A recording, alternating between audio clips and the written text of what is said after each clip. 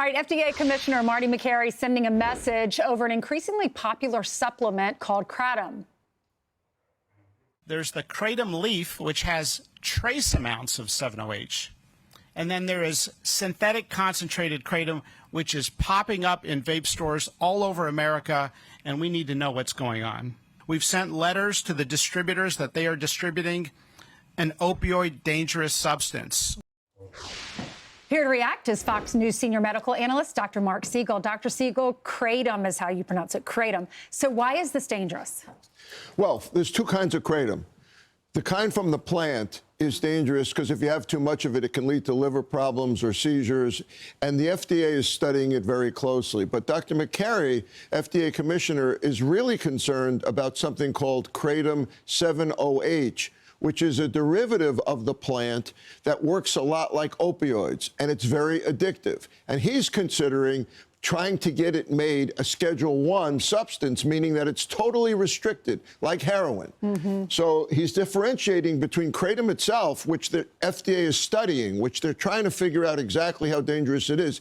It's a street supplement.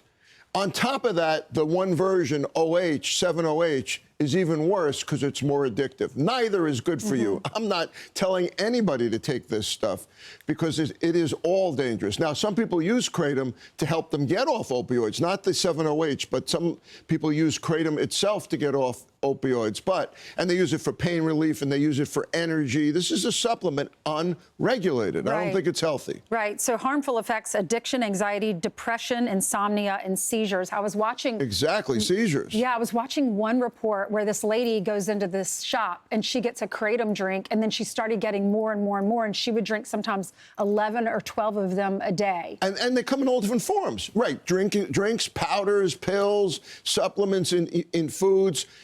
And you don't know what you're getting, and there's no way to regulate it. And you definitely can get seizures, and it could be toxic to the liver. Should the government start regulating it? Well, I like what Dr. Makary is saying. Let's start with the 7-OH and make that completely restricted, and then, yes, the government should start regulating it, and they're trying to get the data together to back that. So yeah, I'm on board completely with what he's doing They say it's an energy booster and a pain reliever. Where would you buy this? I know he was saying some vape shops, but can you get it in the store, like a natural store? Sometimes you can get it in a natural store. You can get it in vape shops. You can get it in many different places. All right.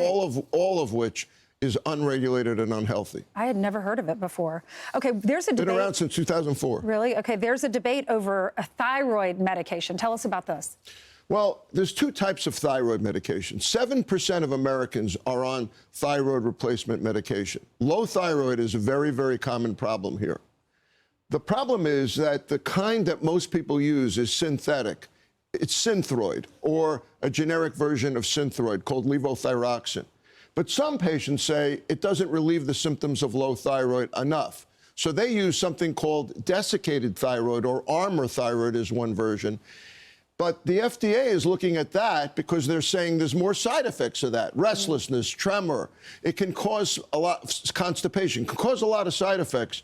But in the meantime, Dr. Makary is also saying, and this is what led to the media attack that he didn't deserve, he's saying, I want to make sure that people can get this who need it.